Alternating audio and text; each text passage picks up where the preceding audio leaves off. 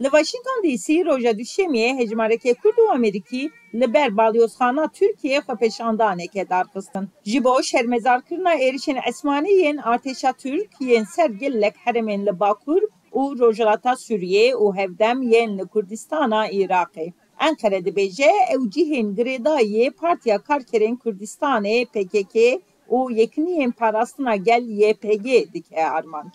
Çavdêriya Sûriyê ya ji bo mafên mirovan sor ragand ku di êrişan de herî kêm 35 kes hatine kuştin ku ji wan 11 sivîl in. Xwepeşandener Azad Kobanî dibêje ew kombûne ku dengê gelê Bakur û Rojhilata Sûriyê bidin bihîstin.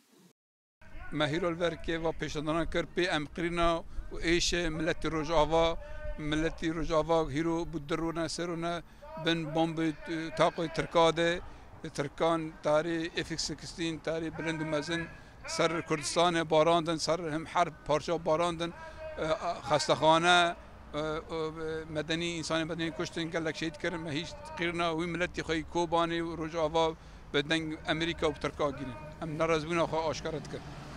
Türkiye van êrişana wek tolhildana êrişa bombeyî ya di sêzdê mijdarê de li İstenbolê binav kir. Lê PKK û Hêzên Sûriya Demokratîk (PSD) îddiaya Tirkiyê red kirin. Li gor ragihandina PSD di êrişên Dewleta Türk de bi nesaziyên mirovî wêran bûne ku di nav wan de embarên genim, santrala elektrîkê û nexweşxaneyeke jî hene. Xwepeşandaran bang li Amerîka kirin ku êrişên Dewleta Türk bidin sekinandin.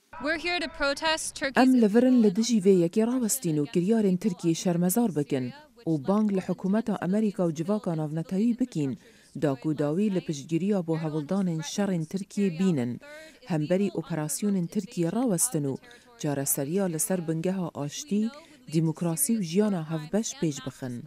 Dema ku li bi dehan bajarên cîhanê Kurd êrişên Dewleta Türk li kolanan şermezar dikin, Amerîka bang li Tirkiye û hêzên Kurd yên li Sûriyê dike ku êrişên bereva jî bidin rawestandin û dibêje ku ev kiryarana ser têkoşîna Daişê gefan çê dikin. Özlem Yasak, Dengê Amerîka, Washington DC.